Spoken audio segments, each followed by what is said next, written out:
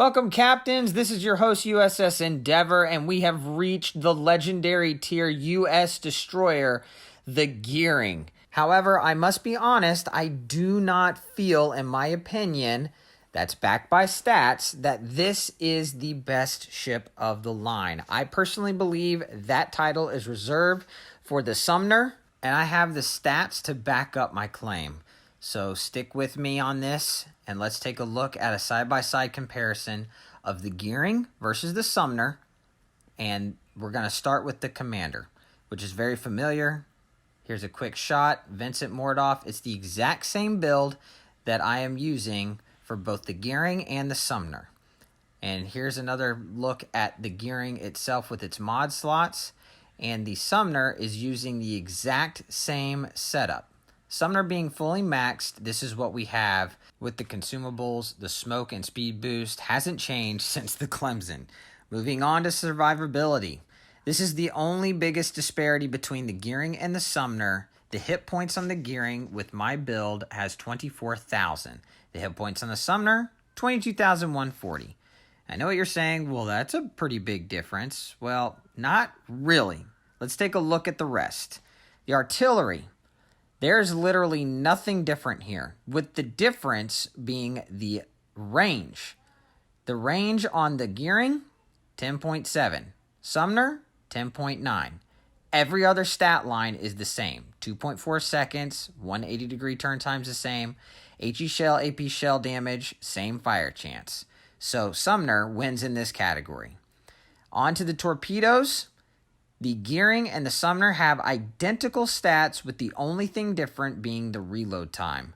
The Gearing does have faster reloading torps by only 9 seconds. 136 seconds for the Gearing, 145 for the Sumner. So not that big of a difference. On to the AA defense. Literally every line item is the same, except for if the planes get within 2 kilometers. The Gearing has a +7 more DPM than the Sumner. Virtually identical.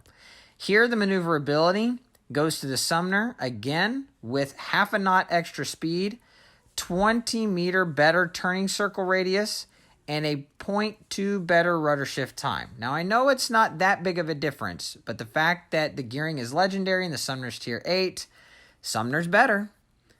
And the concealment, last but not least, everything is identical. 6.1 kilometer detectability by sea, 3.2 by air, 2.6 firing and smoke with a guaranteed of 2. The only difference being when you shoot your guns, you're going to get spotted sooner in the Sumner because it has longer range guns by 2 kilometers.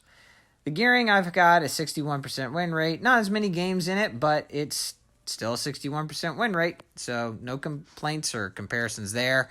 Going on to the armor, and here the armor scheme is virtually identical. 19 millimeters of armor for the Gearing, and if we morph to the Sumner, it's the exact same. And lastly, I wanted to take a look at a profile view of the Gearing and the Sumner. First, this is the Gearing. Now, it is a thick destroyer, and it sits high above the water. However, if you look at the Sumner, which is virtually an identical ship, you can see it sits lower in the water. It's not as easy to hit. But because Sumner is at tier 8, it goes up against tier 7s, 8s, and legendary, whereas the Gearing will only go up against legendary ships and tier 8 ships. Now, I know what you're probably thinking. Endeavor, why are you hating on the Gearing? Well, I'm really not.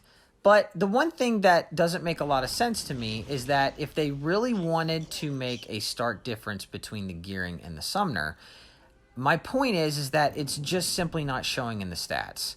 And as it stands right now with the current build that the Gearing has, which could change, and Wargaming could absolutely change it, but the point is that there's no real incentive to really play a legendary tier when you can play the Sumner. The Sumner has all of the stats, and I would argue even better in quality because it's a more low-profile ship. It doesn't have nearly the issues that the Gearing has with its size. The Gearing is technically slower. The only real difference that makes the Gearing somewhat better is the health pool.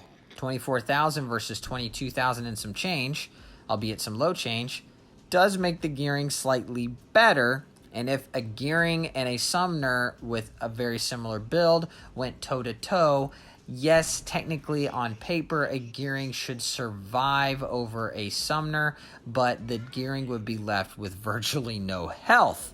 So I'll leave you to be the judge. I just did my homework. I looked at both of them. I've played both of them, but I'm just giving you what I see stat-wise. I'm a numbers person by nature. So I just wanted to show those two ships side by side. Both of them are good ships. It's just the gearing is going to go up against harder ships that are at the top of the class, where the Sumner is going to have the ability to go up against tier 7s, which aren't bad ships, but the Sumner can outclass them. So that's all I'm going to say about that. Now on to the actual gameplay itself. We're on trap, as you know, and I'm pinging the map to kind of let my teammates know that there's something over there, a destroyer, and obviously he's in Charlie. I want to take Bravo Cap, and nobody's coming here to contest it, and because of the long-range torps of the gearing, I did throw them down that channel, and they're going to keep going and hopefully hit something. We'll see, but we're down to the last 10 seconds and just got a couple more to go.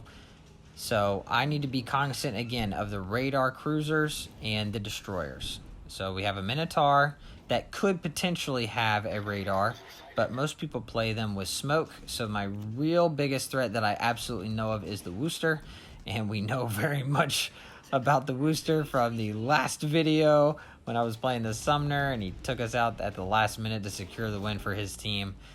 So not ideal.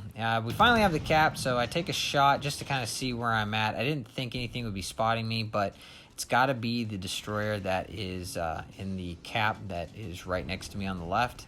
So there's obviously one in Charlie, but my radio locator, my bearing locator, has the closest ship off to my right, which the only thing I can assume is that is the one of the two Yamatos that is over there. So you can see the Yamato right there is just right around 9 clicks and still showing at that spot. So if that's the case, then nothing besides that Yamato is within 9 clicks of me. There, the bearing locator swaps to the Charlie cap. So the destroyer, I believe, is starting to make his way over to me. So that's why I am moving forward to go and meet him. The other Yamato is coming out, and I'm not quite sure if I wanted to dump torps on him or not. It looks like he's moving in that direction still, but he could have been slowing down. He is turning around, so I choose to hold my torpedoes for just a minute. The radio locator, bearing locator, whatever you want to call it, is still pointing towards that cap. Still looking around because I'm trying to maintain my map awareness. I don't want to get flanked or sideswiped by anything. There's the Minotaur, and he is dangerously close. So I throw torps. I'm finally spotted. I'm just waiting for the Shimakaze to show up, and there he is. And here we're going to open up. And hopefully we can last longer this time than the first engagements that we've had with all these other Shimakazes in the very beginning of the match. And right now, as you can see, it's going pretty well. We're taking all of his health, and he hasn't done anything to us yet. He takes a shot at us and misses, and we don't lose a single hit point. However, we have no time to spare as we are hydroed right now, and the Worcester is taking shots at us. But I know that Minotaur is right around the corner, and this next set of events is pretty dang impressive, if I might add. Now, here my steering gears gets knocked out, and I'm stuck in this turn, and I thought I keep forgetting that I don't have the perk that allows me to maintain my steering.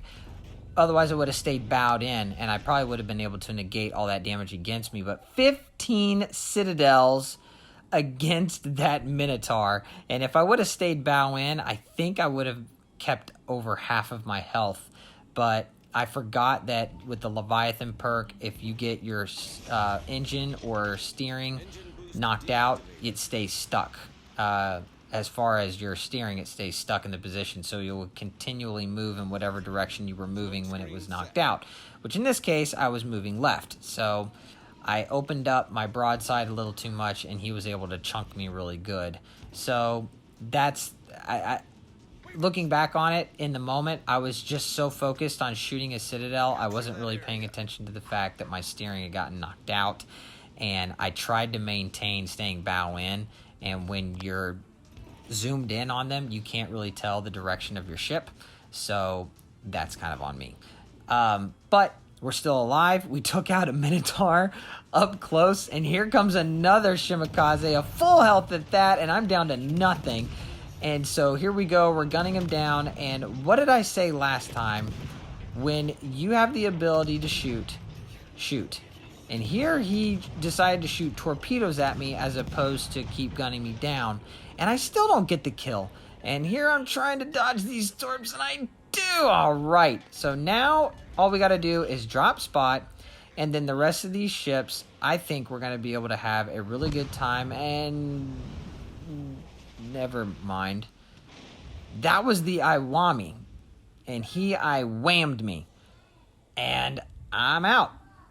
So, well, great. Now what are we going to do? Well, I wish, there's a reason I picked this video, and yes, I was only in the match for 7 minutes, so if you saw when I died, there was still 8 minutes left. I want you to watch this Shimakaze. This Shimakaze has got to be the luckiest Shimakaze I've ever seen. Look at what he's doing right now. I didn't notice this right off the bat. I'm just kind of panning around looking at the rest of my team to kind of see what's going on. Then I come back to the Shimakaze and I realize he's open water gunning this Yamato. And this Yamato is going to shoot at him, and the other battleships that are off the left that shot at me are going to chime in right there and start shooting at him.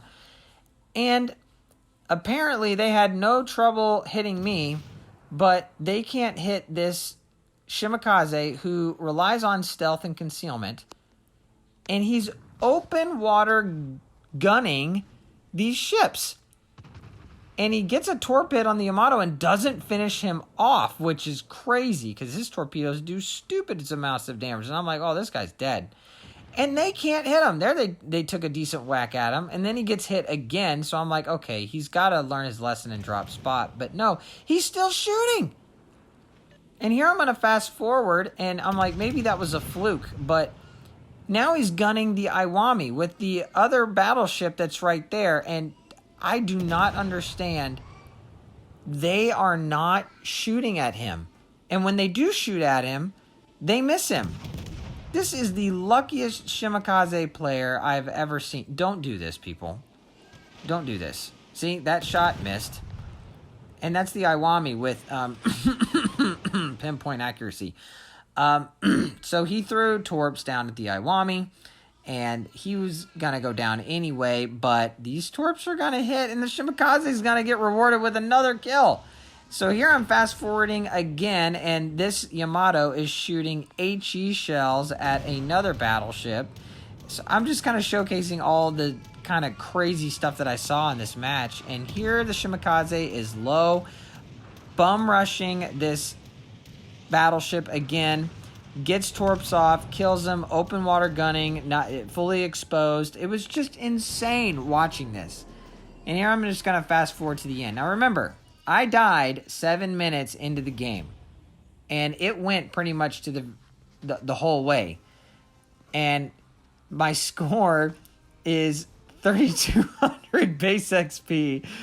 Top of the leaderboard. I can only imagine what could have been if I had stayed alive for the whole match, because that Shimakaze completely blows past the cap, doesn't cap it. He relies on the other teammates to do that, rushes all these battleships, gunning and torpedoing them, doesn't get hit by any of them, and gets rewarded with 2 kills.